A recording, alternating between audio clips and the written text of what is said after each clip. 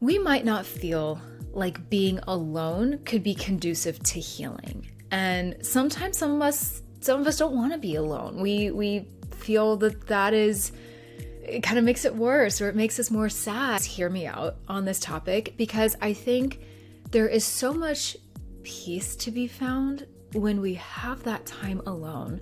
Whether we find ourselves alone because we want to, or if that is in control, or if it's kind of out of our control, which for me, it was a little of both, honestly. Not always by my choice at first, but I really came to embrace it.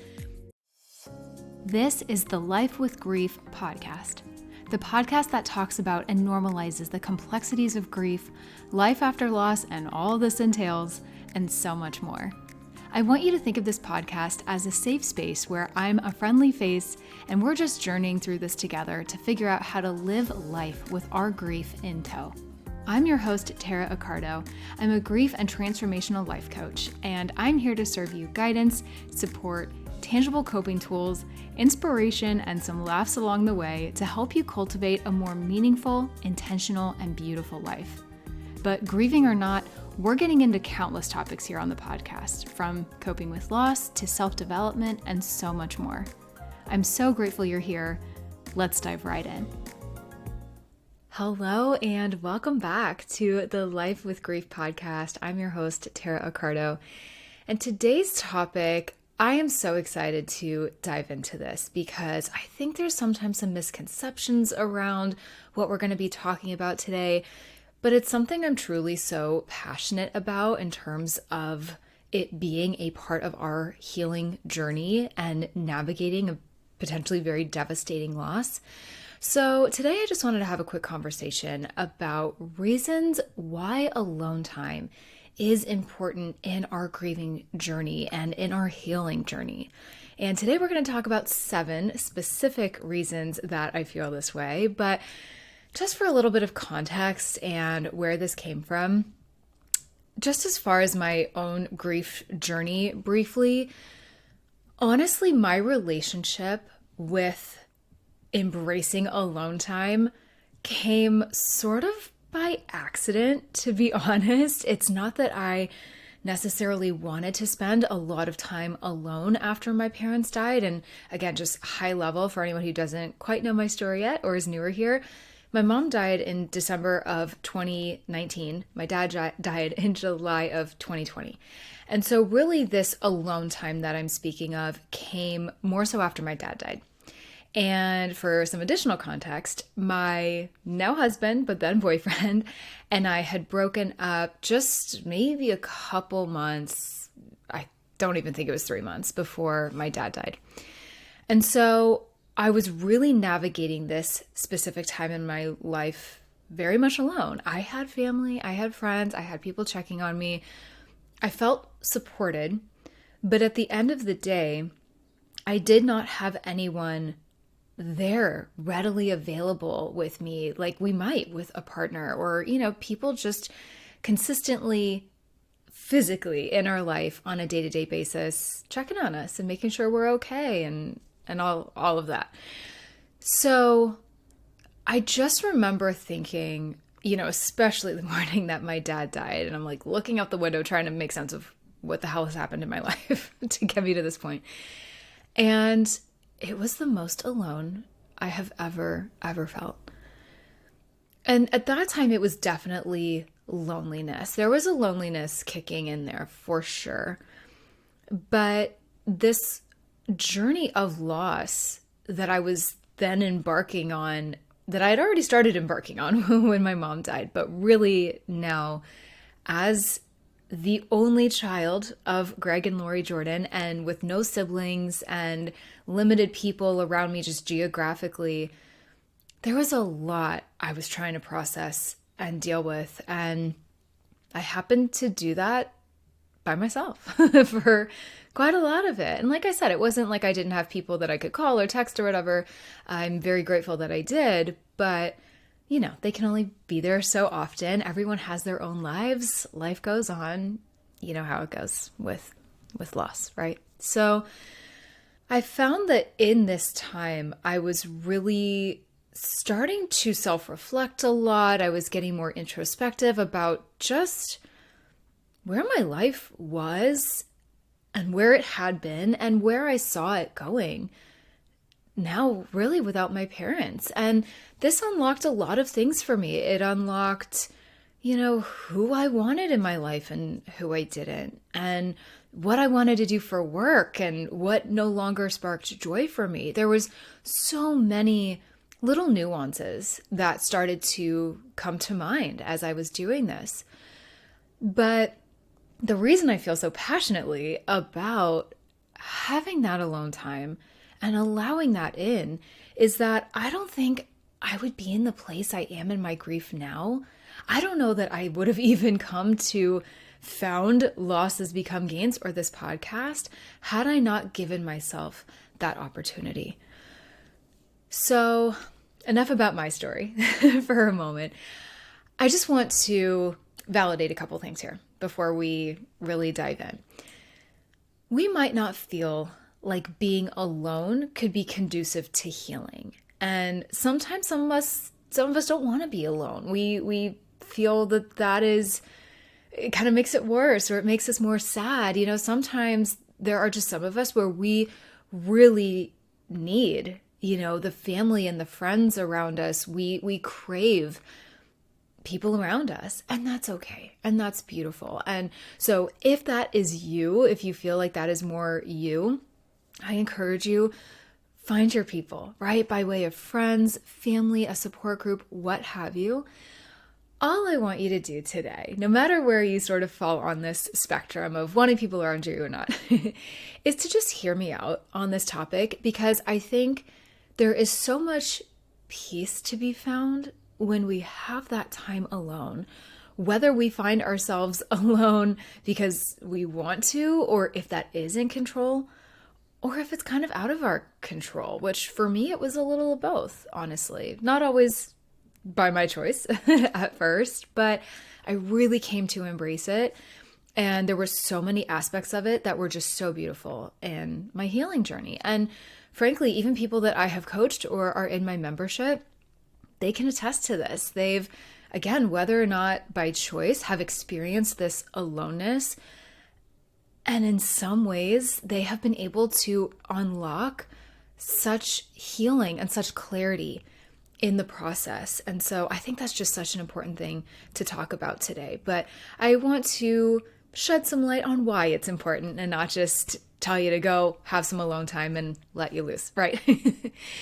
So before we get into these 7 reasons that I have today, I want to just first address the difference between loneliness and being alone, because there is a difference and there is a distinction that I think is really important to recognize, because this could be an indicator of whether we're just really enjoying and taking advantage of this alone time that we find ourselves in, or if loneliness is creeping in and we might actually need some more help, possibly some professional help. So as far as loneliness goes, if you are feeling a sense of emptiness and disconnection, if you are longing for company, if you are feeling alone despite others being around you, if you're maybe feeling sad or depressed or isolated, and if you feel like this feeling of loneliness is really following you around and consuming you, that is when it might be erring more on the side of loneliness. And that is very, very important to acknowledge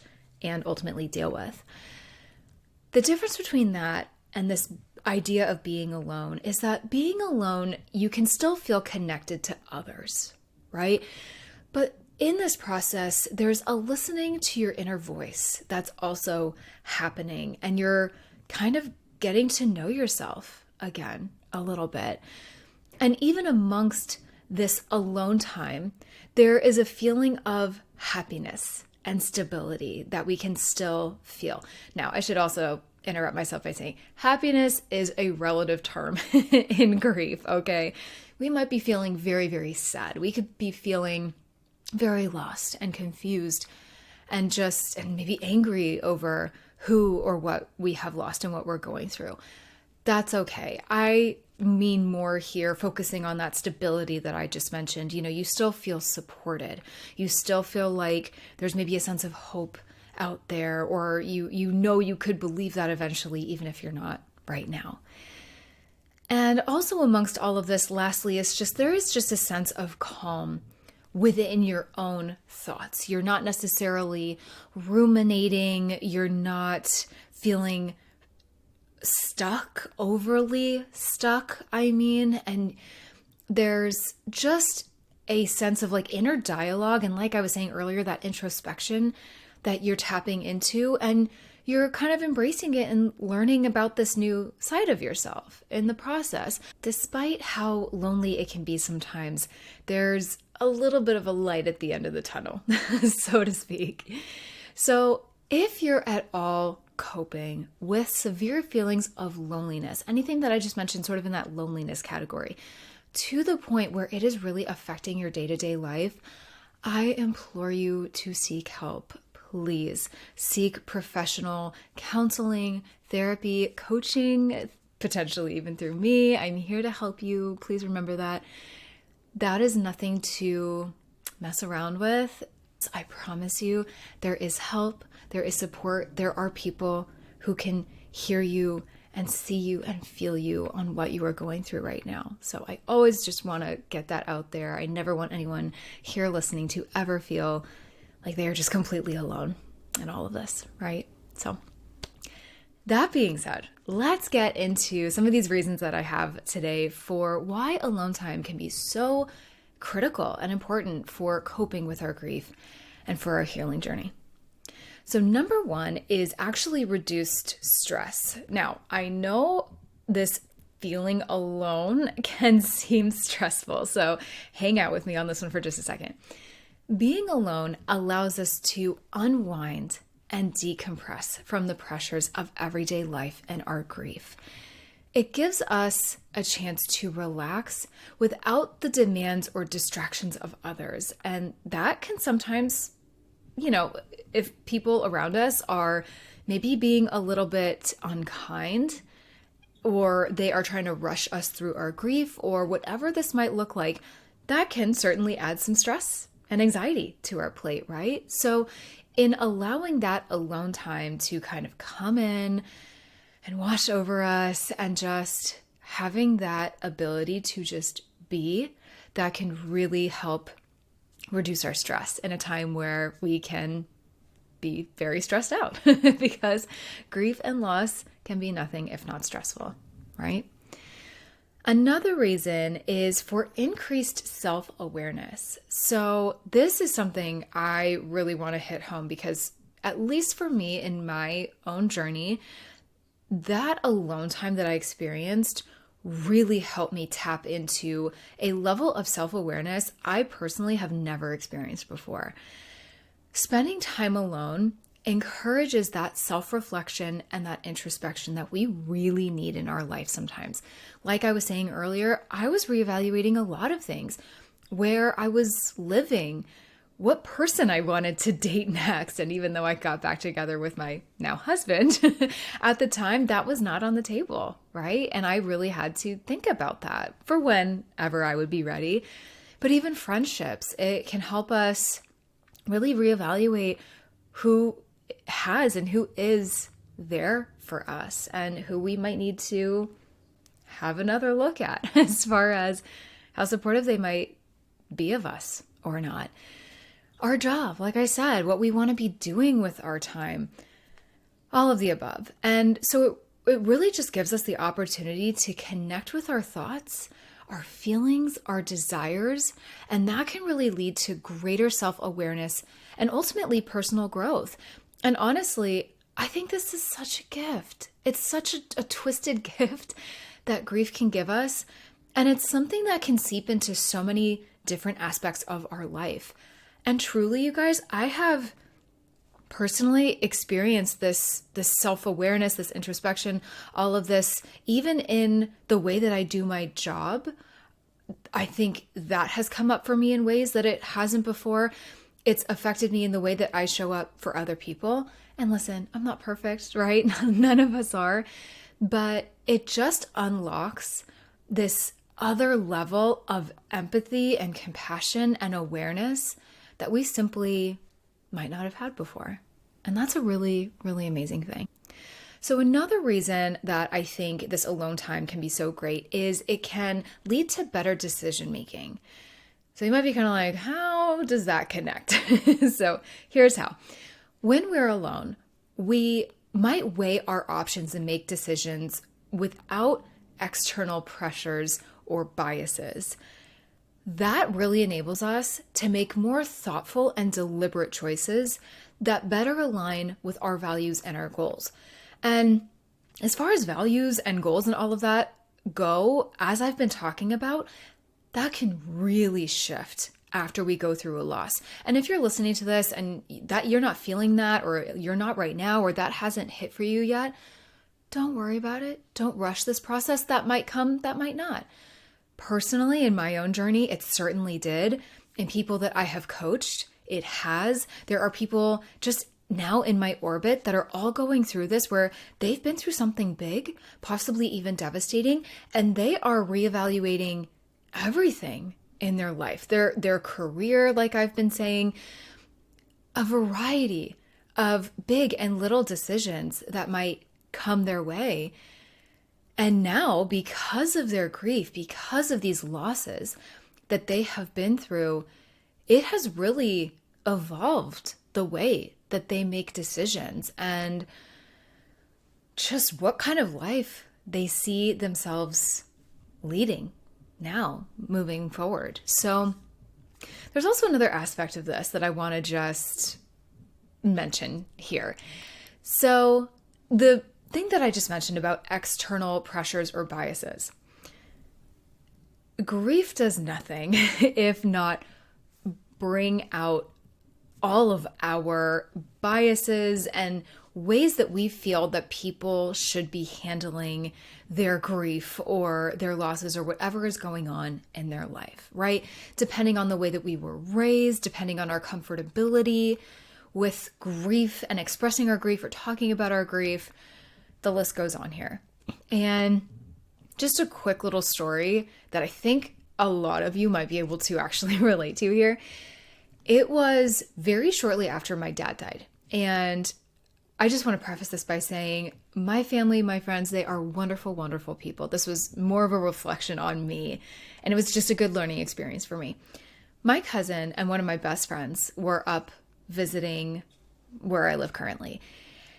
And it was ultimately to be supportive, but it was also to help me sort of go through things in my now condo where I live, but was my parents' condo once upon a time.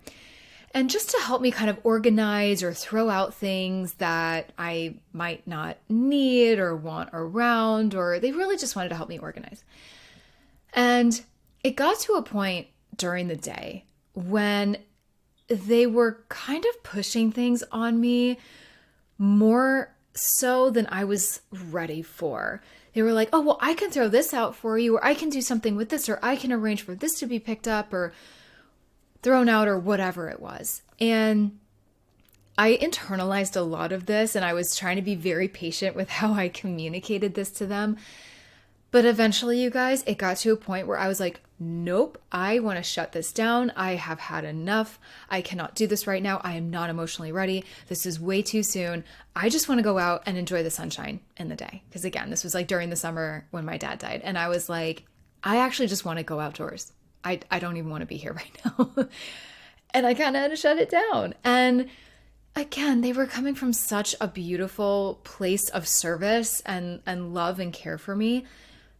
But it really, again, was just such an important lesson in that, whoa, like I think I actually need to do these things by myself without the thoughts or opinions or whatever of other people in my mind. And I realized that it was a very sacred thing that I was in and was about to have to go through long term with this process of navigating life without my parents and going through all of their things. And this sort of brings me to situation number 2 here. going through all of their belongings and making decisions on what to keep versus what not to keep and all of these things. And you guys, I am and was the only child of my parents. So I do not have siblings that can help me with this, nor can they take anything off my plate, or there was no like dividing of the assets. Like it truly all just went to me, which in some ways, I guess one could argue makes things easier. I know that there could be a lot of complexities when multiple siblings are involved, but I will speak just as an only child that also added a lot of pressure on my plate. And so really where I ended up with this was like, I just need to do this at my own pace, on my own time, by myself. And was that hard? Absolutely. There are still things of theirs, plenty of things I have of theirs that I'm either not ready to get rid of, or I'm just now getting there. Wherever it is on the spectrum, that is why I just preach so hard, so often, that we have to give ourselves grace in our grieving journey. It's too important not to. Real quick interruption here, and then we'll get back to this episode. If you're someone who is experiencing some form of loss and are trying to navigate the complexities of grief, which you likely are in some capacity if you've stumbled upon this podcast, then this message is for you. If you haven't heard about my Life with Grief membership and community yet, this is truly something you need to check out. This membership is here to guide you into living a deeper, more meaningful, and full life after experiencing loss. Who doesn't want that, right?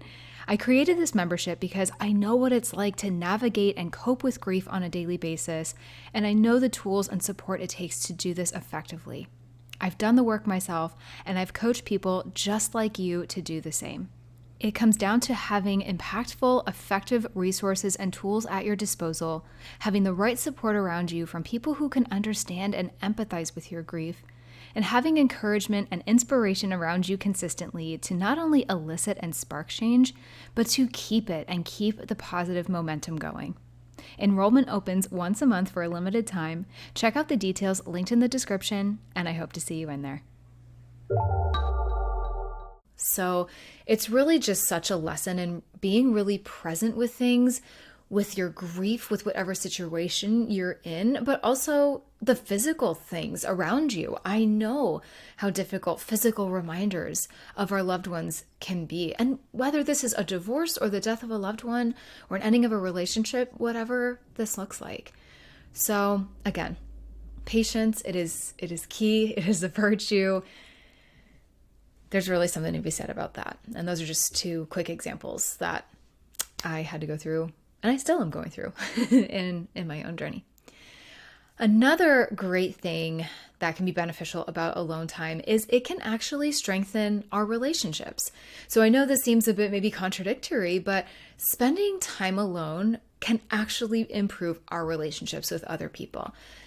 Why? Because it gives us the opportunity to recharge and take care of our own needs, which can make us more emotionally available and understanding and there for other people, for other friends or family members. And who knows, maybe they will go through something difficult at one point, or maybe you're both kind of struggling with the same loss, but because you are doing such a good job of being there for yourself and giving yourself that alone time and just that decompression that you need, you will then be able to show up for other people even better than you were able to before. And that's an amazing thing. That is a beautiful quality to have. And I'm telling you, not everyone can do that.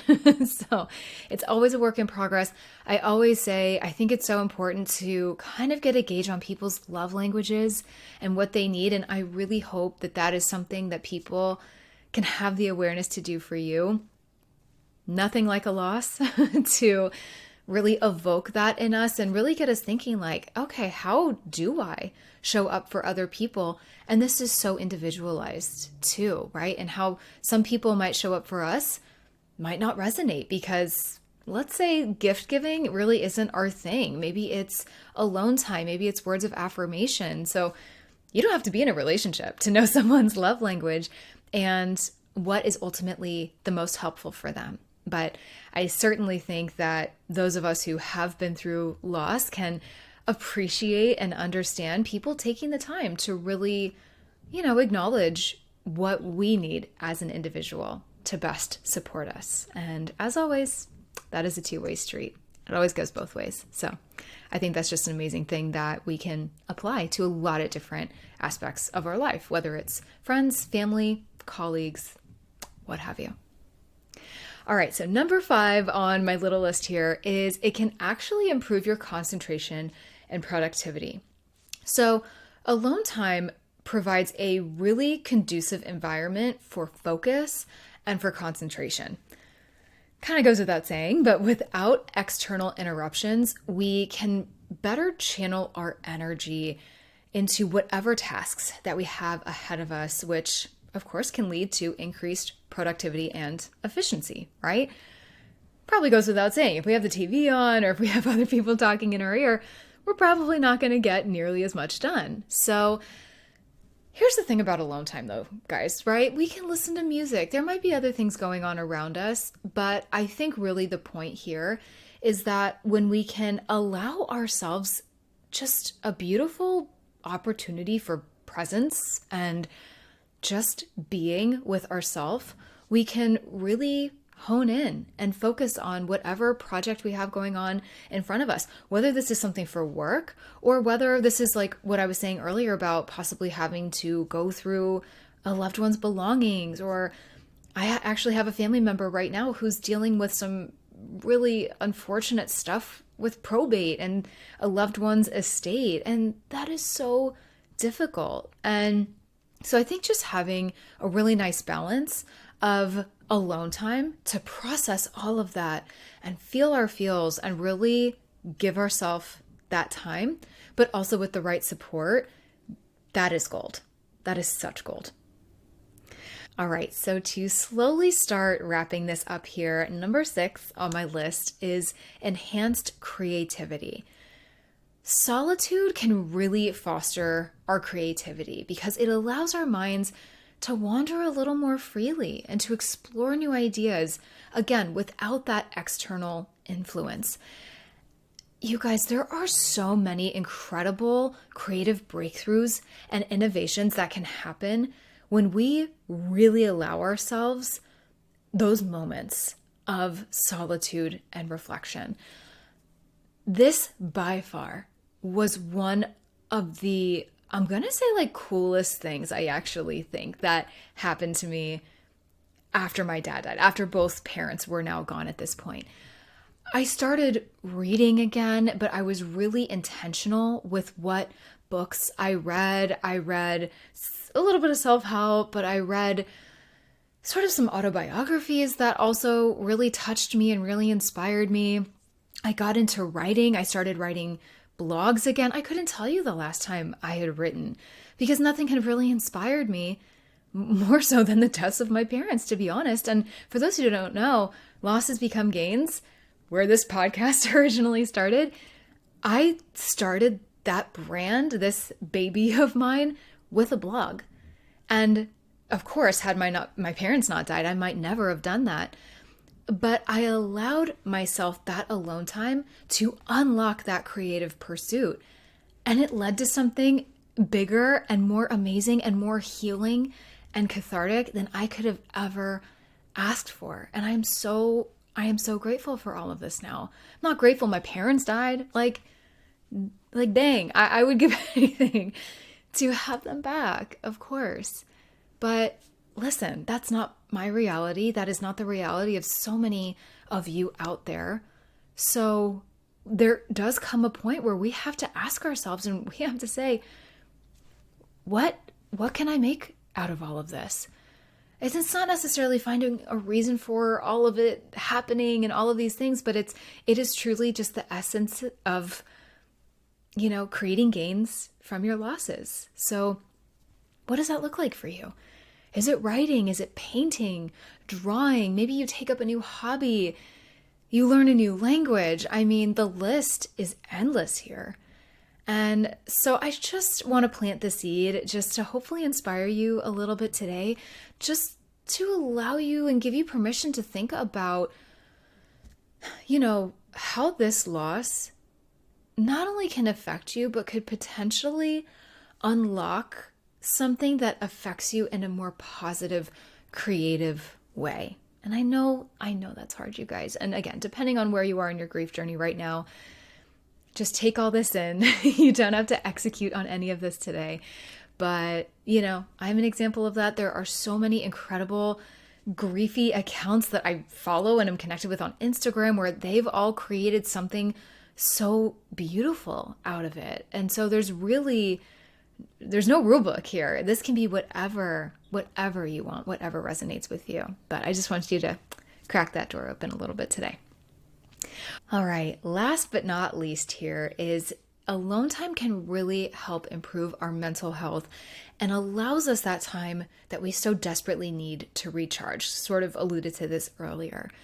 But really, that alone time provides such valuable time and space for us to recharge emotionally and to just replenish our mental resources, which ultimately can reduce the risk of burnout and emotional exhaustion, which is, listen, you guys, that could be a factor in our life regardless of any loss that we might experience.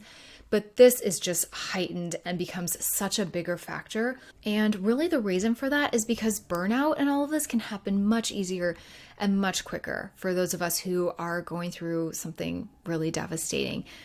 It's very emotionally taxing. We can get very just disheartened and confused, and we're sad. It can affect our immune system. There are so many layers to this. So 2 things I just want to kind of say here on this note, as far as our mental health goes, please, if you do not have this practice already, give yourself just 5 to 10 minutes a day where you really witness your grief each day. So what do I mean by that? It can look really however you want. I love to do this sort of in the morning. If that means you wake up 5 to 10 minutes earlier, give it a shot if you can.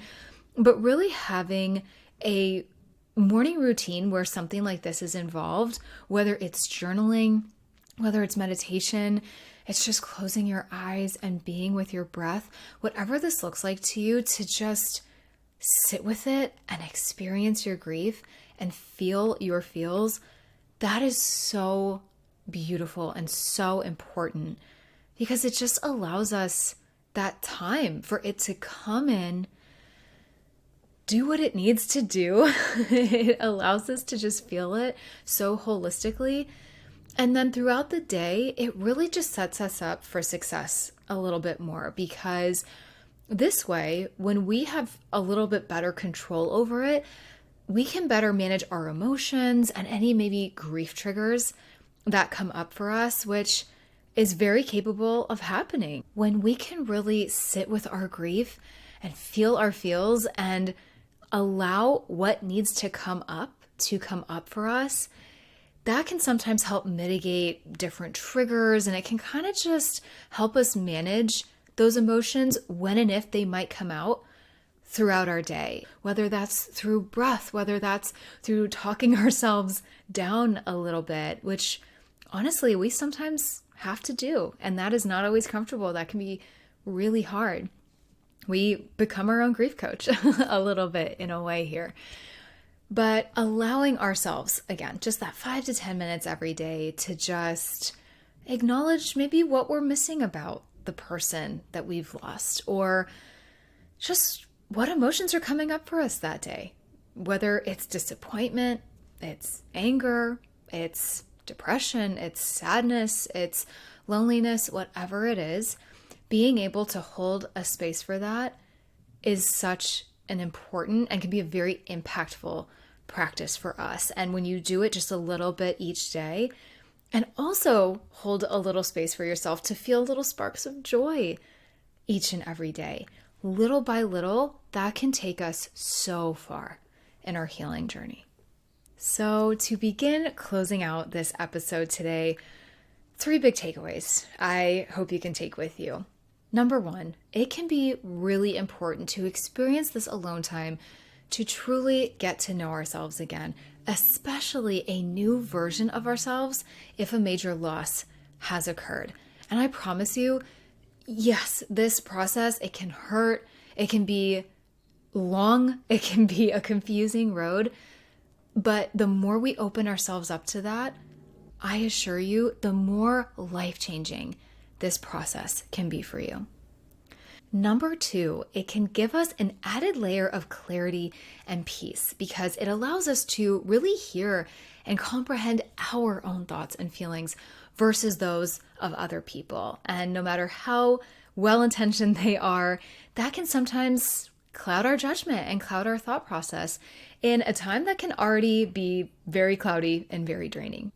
And lastly, number 3, using this opportunity to be present and to see your grief. Touch it, be with it, feel it. Really get your 5 senses going here. This is by far one of the best ways that we can cope and hold space for it all. And ultimately, that means we're better supporting ourselves at the end of the day. And there is nobody that can better support you than you. And ultimately, at the end of the day, this can also help prevent and manage those grief triggers that we spoke about, which I know can be very upsetting. It can be very difficult to navigate. But I assure you, my friend, it is so possible to get this more under control and really navigate this life with grief with a little more ease and a little more grace. So, with that all being said, I really hope you found today's episode helpful. If you did, I would so appreciate you sharing this podcast or this episode with someone who could use it too. I love bringing you as many coping tools as I can, so I hope you enjoyed this today. I hope you got some use out of it. I am sending you so much light and love as always, and I will see you in the next episode.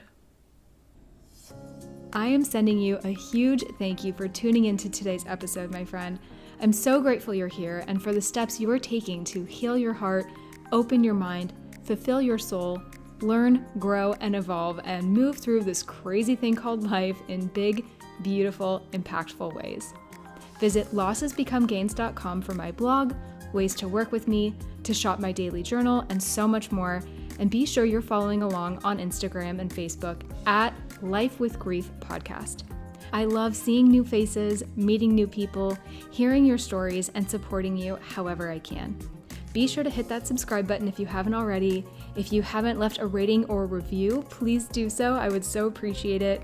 Or if you feel so inclined to share this episode or this podcast with someone who could use it too. I'll catch you in the next episode.